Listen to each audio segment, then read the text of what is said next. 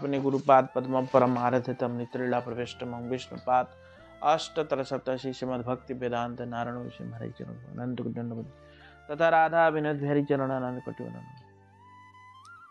हम लोग कथा श्रवण किया कि कैसे सुंदर सुंदर लीला जावट में हुआ था।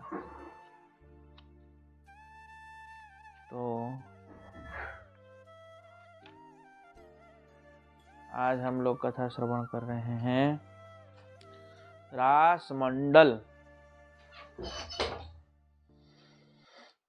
यहाँ सखियों के साथ श्रीमती जी श्री राधा जी के सप्तवर्षीय श्री कृष्ण के साथ रास विहल अत्यंत विहल होकर के रासादी क्रीड़ा किया था। इसलिए इस स्थान का नाम है रास मंडल। पद्मावती विवाहस्थल, यहाँ पर रंगेली ब्रजबालाओं ने चंद्रावली के सखी का एक नाम है पद्मावती। राधा रानी इतनी भोली है कि पद्मावती के साथ कृष्ण का विवाह करा दिया और कृष्ण पद्मावती के चुन्नी कृष्ण के दुपट्टे में बांध दिया और विवाह के गीत गाने लगी और उसका विवाह उससे करा दिया। किससे? पद्मावती। तो इसलिए इस स्थान का नाम है पद्मावती विवाह स्थल। और पद्मावती भी बड़े संकोच से कृष्ण की ओर निहारने लगी, संकोच लज्जा के साथ। इसी प्रकार ये सब लीला यहाँ हुई थी। चीर कुंड और हिंगडोला स्थान, ये किशोरी कुंड के पास ही अत्यंत रमणीय स्थान है। किशोरी कुंड के पास है। पारल गंगा, यह जावट के उत्तर पश्चिम कोण में स्थित है। जावट है ना, जावट के उत्तर पश्चिम कोण में स्थित है। इस कुंड के पश्चिम तट पर प्राचीन पारिजात नामक वृक्ष है, जो कि श्रीमती राधा रानी ने लगाया था। स्वयं श्रीमती राधा रानी ने लगाया था। तभी से यह वृक्ष सखा प्रसखा से बहुत प्रफुल्लित हो जाता है और इसमें फूल भी खिलते हैं। इस वृक्ष में वैशाख महीने में इसमें फूल खिलता है, बहुत सुंदर। आज भी ये वृक्ष दर्शनीय है, जो कि राधा रानी ने लगाया था। यहाँ भगवती गंगा की एक धारा को प्रकटित किया था श्रीमती राधा रानी ने। श्रीमती राधा रानी ने क्या किया था? भगवती गंगा जी को एक धारा यहाँ प्रकट किया था। इसलिए इस जगह का नाम है पारल गंगा। क्या नाम है? पारल गंगा। यहाँ पारिजात पुष्प की पेड़ भी है, जो कि राधा रानी ने लगाया था। उसके बाद कोकिल वन नंदगांव से 3 मील उत्तर में और जावट से 1 मील पश्चिम में कोकिल वन स्थित है। यहाँ सभी अभी भी सुरक्षित रमणीय वन, मयूर मयूरी, सुखसारी, कोयल, अनगिनत कोयल यहाँ और हिरण और नीलगाई यहाँ विचरण करते। अभी भी बहुत सुंदर वन है और खास करके कोयल यहाँ बहुत मीठे स्वर से गुंजार करते हैं। विशेष करके कोयल है यहाँ, इसलिए इस वन का नाम कोकिल वन है। एक प्रसंग है, अधिकांश वन तो वैसे नष्ट हो गया, पर प्रायः अभी भी बढ़िया सुंदर वन है। फिर भी एक प्रसंग है, एक समय कौतिकी श्री कृष्ण राधा जी से मिलने के लिए बड़े उत्कंठ हुए, पर जटिला सास, कुटिला कुटिल ननद और अभिमन्यु पति, इनके बाधा देने पर राधा रानी कृष्ण से मिल नहीं पा रही। इनके बाधा विपत्ति है, मिल नहीं पा रही। तो नहीं मिल पा रहे थे तो कृष्ण क्या किया, कोकिल वन में एक पेड़ के ऊपर चढ़ के बहुत सुंदर से कोयल का शब्द निकाल के कुहू कुहू कर रहे हैं। और कुहू कुहू कर रहे थे तो एकदम कहाँ तक सुनाई दे रहा है, जावट में। सभी सखियां भी सुन रही हैं, बहुत देर से कुहू कुहू कर रहे थे। सखियां समझ गई ये कौतुकी कृष्ण है, ऐसा सखियां समझ गई। और जटिला कहने लगी कि देखो तो, आज तक मैंने ऐसा कोयल का आवाज नहीं सुना। इतना सुंदर मीठा कोयल, खोल दो, इतना सुंदर मीठा कोयल बोल रहा है, कितना सुंदर लग रहा है, कान को अमृत करने वाला मीठा शब्द है। हाँ, ऐसे ऐसे कहने लगी। तो बोलते हाँ, विशाखा सखी कहती हैं, हाँ दादी, मैंने भी ऐसे कभी नहीं सुनी। इतना सुंदर सुमधुर कोयल का स्वर मैंने आज तक नहीं सुनी। आपकी इजाजत हो तो हम इस सुंदर कोयल को देख के आए। ऐसा कहा, हम जरा देख के आते हैं कैसा कोयल है ये, आज तक हमने ऐसा शब्द तो नहीं सुना। ऐसा कहा। और जटिला बहुत खुश होकर कहती, बेटी देख के आओ, कोई बात नहीं, तुम लोग जाओ देखिए आओ कोयल। और वो लोग तो जानते ही थी कृष्ण बोल रहे हैं। राधा रानी को लेकर के कोकिल वन में आ गए और आकर के वहाँ कृष्ण को पाया और सुंदर रूप से वहाँ रास विहार किया। इसलिए उस जगह का नाम कोकिल वन हुआ। समझ में आया? इसलिए इस जगह का नाम कोकिल वन। वहाँ कोकिला बिहारी का दर्शन है मंदिर में। ये सब कथा जो है कहाँ लिख रहा है? भक्ति रत्नाकर ग्रंथ में लिया ना। तो भक्ति रत्नाकर भी सब लिया ना, एक एक करके। तो इसमें लिखा, सकल कोकिल होइत शब्द सुमधुर, ए सुने बारे के तार, धैर्य जाय दूर, जटिला कहे विशाखा रे, प्रियवाणी कोकिलेर शब्द हैछे कभू नाही सुने। जटिला कहता है, ऐसा अद्भुत वाणी मैंने कभी नहीं सुना, इतना प्रिय। ये लिख रहा है, प्यार है ये बांग्ला में। ये कहाँ पे लिख रहा है? भक्ति रत्नाकर ग्रंथ में लिख रहा है। तो रत्नाकर कुंड, सखियों ने अपने अपने घरों से दूध लाकर इस सरोवर को प्रकट किया था। कोकिल वन में रत्नाकर कुंड है, जहाँ अभी शनिदेव का मंदिर है ना, उसके पास में ही रत्नाकर कुंड है। अब तो वो शनि कुंड बोल दिया लोगों ने, पागल है ना। ऐसे वो शनिदेव के मंदिर के पीछे एक कुंड है, सुंदर कुंड, बहुत सुंदर कुंड है वो। तो उस कुंड का नाम है रत्नाकर कुंड। इस सरोवर से नाना प्रकार के रत्न निकलते थे। इस सरोवर से नाना प्रकार के रत्न निकलते थे, इसलिए इसका नाम रत्नाकर कुंड है। और जिससे सखियां श्रीमती राधा रानी का श्रृंगार करती थीं। समस्त पापों को क्षय करने वाला तथा धन धान्य से प्रदान करने वाला यह सरोवर भक्तों को श्री राधा युगल की अहेतु की भक्ति रूप महारत्न प्रदान करने वाला है।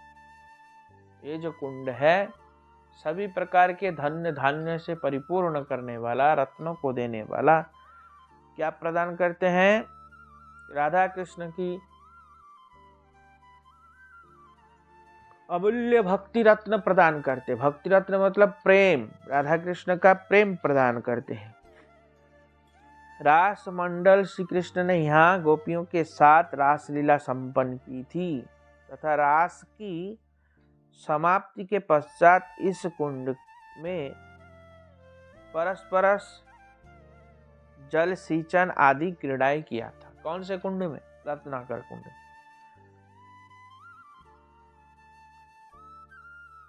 आज नौक जगह गांव है, क्या नाम है? आज नौक। आज नौ गए? हाँ बुझबारी गए हो? हाँ गए हो, चलो जाएंगे हम। यह अष्ट सखियों से एक विख्यात विशाखा सखी का निवास स्थान है। हाँ? अष्ट सखियों में कौन है? विशाखा सखी का निवास स्थान। इनके पिता का नाम श्री पावन गोप है। पिता का नाम क्या है? पावन गोप। और माता का नाम देवदानी, देवदानी गोपी।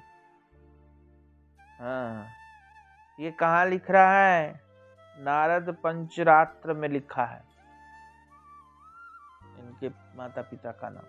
किसके? विशाखा जी के। इसमें लिखा है अज अंजपुरे समाख्याते शुभानुगोप संस्थितः देवदानीति विख्याता गोपिनी निमिषसुता यतो सुता समुत्पन्ना विशाखा नाम विश्रुता। विशाखा नाम विश्रुता। विशाखा के पिताजी का नाम क्या है? हाँ? बोलो अभी। हाँ, माता जी का नाम? ये तो क्या रे, तुम सुनता है कि नहीं सुनता? क्या? देवदानी गोपी, ये तो सुनता ही नहीं है, हैं? कहाँ ध्यान है? नंदगांव के 5 मील पूर्व दक्षिण कोण में यह अवस्थित है। नंदगांव से 5 मील दूरी पे पूर्व दक्षिण कोण में है। किसमें है? कौतिकी कृष्ण ने अपनी प्राणवल्लभा श्रीमती राधा के नेत्रों में आंजन लगाया था, इसलिए इस लीला स्थली का नाम आजनौक नाम से प्रसिद्ध है। इसलिए इस स्थान का नाम आजनौक नाम से प्रसिद्ध है। एक समय श्रीमती राधिका, ललिता, विशाखा आदि सखियों के साथ, ये चाबी कहाँ रख गया? हा?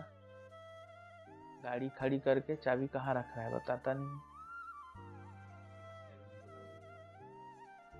पूछो ना, चाबी पूछ क्या, चाबी कहाँ है? वो भाग जा रहा है, ये क्या कर रहा है? एक समय श्रीमती राधिका, ललिता विशाखा आदियों के साथ किसी निर्जन कुंज में बैठकर सखियों के द्वारा वेशभूषा धारण कर रही थी। सखियों ने नाना प्रकार के अलंकारों से, आभूषणों से अलंकृत किया था राधा रानी को। केवल नेत्रों में अंजन लगाने जा रही थी। मेरा नाम पहले क्या था पता है? देवांजन। क्या था? देवांजन। देवांजन मतलब क्या है? देव का काजल है? देव का काजल या दिव्य काजल या देवताओं के आंखों का काजल। समझ में आया क्या? हमारा ऐसा नाम है। हाँ, मधुर बंसी बजाई। अब क्या हुआ कि अचानक ये काजल लगाने जा ही रही थी सखियां, इतने में क्या हुआ, कृष्ण मधुर बंसी बजा दिया। और जैसे मधुर बंसी श्रवण किया राधा रानी, एक क्षण भी विलंब नहीं किया। राधा रानी एकदम दौड़ी भागी, पड़ती हुई एकदम दौड़ के कृष्ण के पास आ, तो जैसे कृष्ण के पास आ गई, कृष्ण प्रफुल्ल नेत्र से पुष्प के आसन के ऊपर बैठे थे कृष्ण, और श्रीमती राधा रानी को सजल नेत्रों से देखने लगे, निहारने लगे, उनके रूप रंग के माधुर्य को पान करने लगे। कौन? कृष्ण। और जैसे आंखों में उनका दृष्टि गई तो क्या देखा कि राधा रानी के आंखों में काजल नहीं है। काजल नहीं है। तो सखियों से पूछा कृष्ण कि काजल क्यों नहीं लगाया? बोलते हम सब श्रृंगार कर चुके थे, बस काजल लगाना बाकी रह गया था। इतने में तुमने बंसी बजाया ऐसे कि राधा रानी का धैर्य रुका नहीं और दौड़ी भागी आ गई, ऐसा कहा। तब फिर कृष्ण ने क्या किया? अपने हाथों से श्रीमती राधा रानी को काजल लगाया, और काजल लगा के स्वयं राधा रानी के रूप माधुर्य का पान भी किया, और राधा रानी को शीशा दिखा के राधा रानी को भी अपना रूप माधुर्य का पान कराया।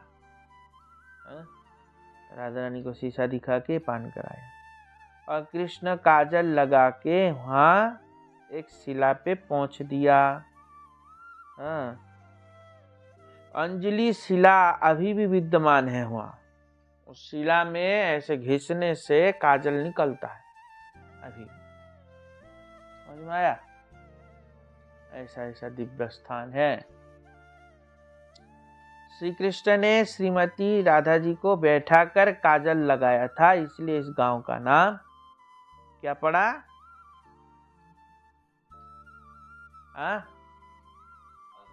अजनौक पड़ा है। इसलिए क्या पड़ा?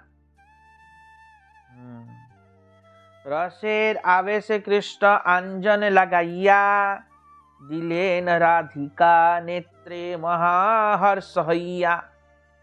रसेर आवेश, रसिक शेखर श्री कृष्ण प्रेम में आवेश होकर के श्रीमती राधा रानी को अंजन लगाया था। अंजन मतलब काजल, और काजल लगाने से इस स्थान का नाम अजनौक पड़ गया। नेत्रे महाहर्ष हैया, कृष्ण बड़ा आनंदित होकर के राधा रानी को काजल लगाया। अब कह रहे बिजबारी नंदगांव से 1.5 मील दक्षिण पूर्व तथा खैरो गांव से 1 मील दक्षिण में यह गांव स्थित है। इस स्थान का वर्तमान नाम है बिजबारी। स्थान का नाम क्या है? बिजबारी।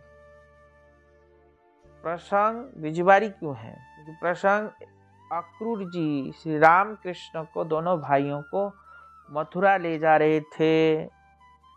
जब यहीं पर दोनों भाई रथ पर बैठे, उनके विरह में गोपियां व्याकुल होकर एक ही साथ सारे गोपी व्याकुल होकर के हा प्राणात कह के, ऐसा कह के मूर्छित हो गए। मूर्छित होके धड़ाम करके जमीन पे गिर पड़े, हा प्राणात करके। क्यों ऐसा किया? क्योंकि हा प्राणात, हमारा प्राण निकल के जा रहा, ऐसा कह के धड़ाम करके गोपियां वहां गिर पड़ी।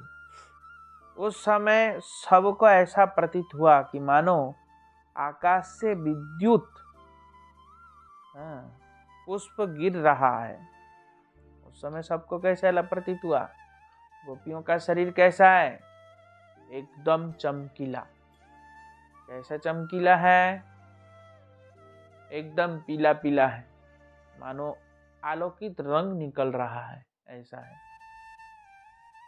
विद्युत रूपी रंग निकल रहा है।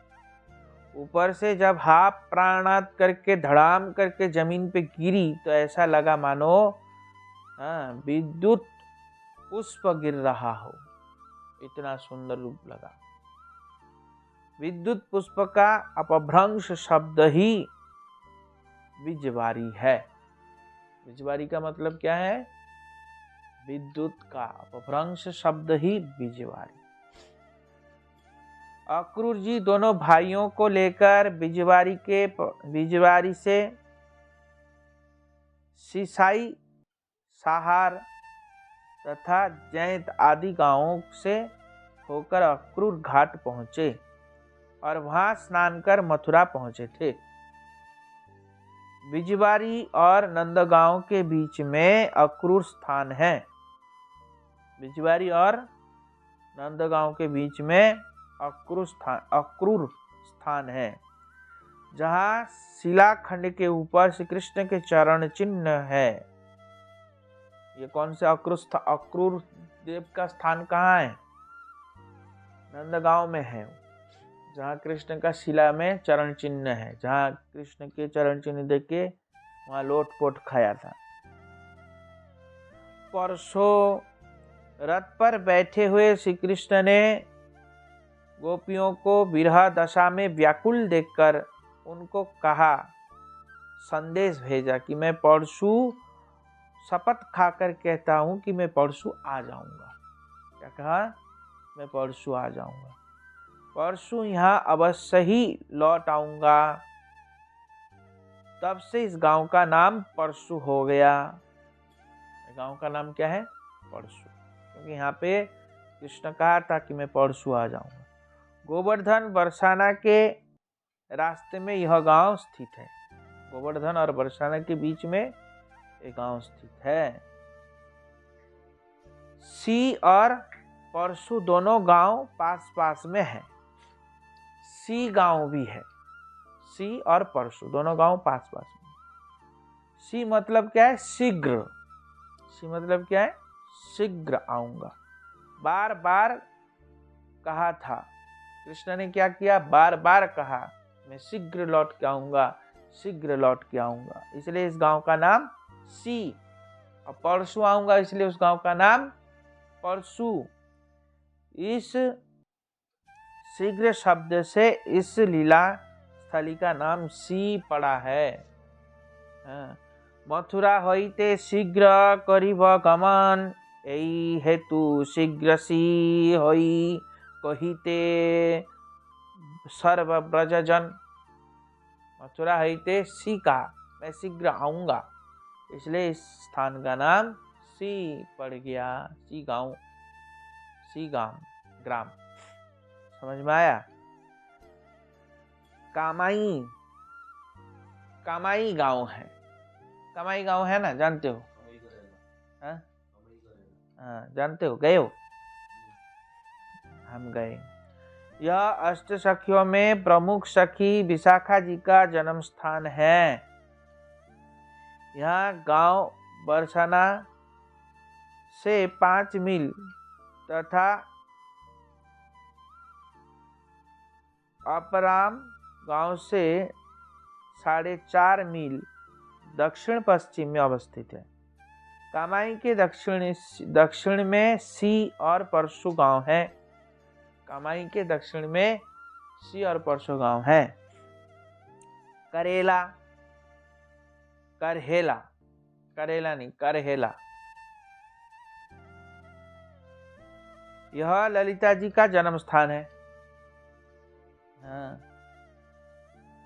करेला गोपी के पुत्र गोवर्धन मल्ल अपनी पत्नी चंद्रावली के साथ यहाँ कभी कभी रहता था। कभी कभी सखी घेरा, सखी स्थली गोवर्धन के निकट में रहता था। चंद्रावली के पिता का नाम चंद्रभानु गोप है। ये मुझे लग रहा है विशाखा जी का जन्म स्थान क्यों कहा?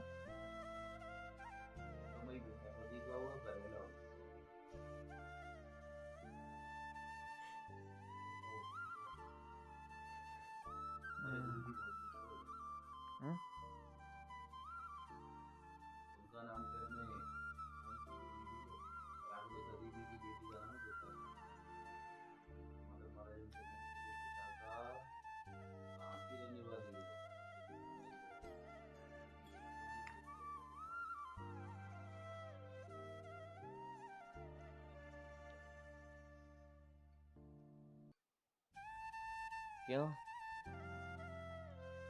कौन कह रहा है?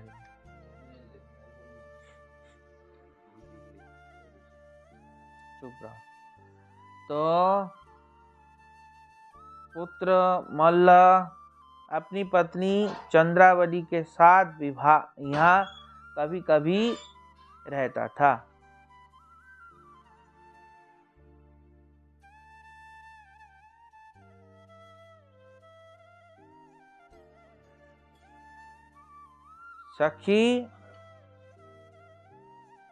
सखीथरा सखी स्थली गोवर्धन के निकट में रहता था।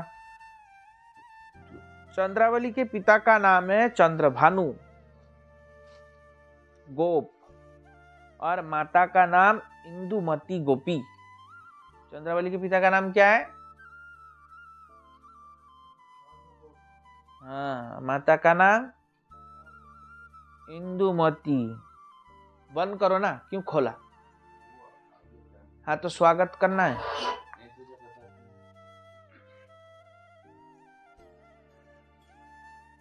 महाराज वृषभानु के 5 भाई थे। सबसे बड़ा है वृषभानु, उसके बाद है चंद्रभानु, उसके बाद है रत्नभानु, उसके बाद है सुभानु, उसके बाद श्रीभानु। कितना हो गया? क्या क्या नाम?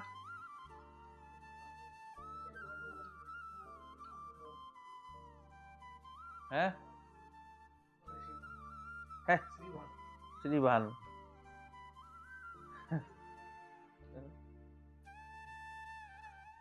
वृषभानु, चंद्रभानु, रत्नभानु, सुभानु, श्रीभानु। सुभानु श्रीभानु। वृषभानु, चंद्रभानु, रत्नभानु, हाँ, सुभानु और श्रीभानु। कितना हो गया? जानती थी?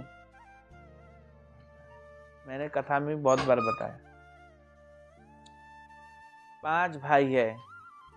क्या कर रहा है तुम? बार बार दरवाजा क्यों खोल दे रहे? मन नहीं लग रहा कथा में? उठ के चले जाओ।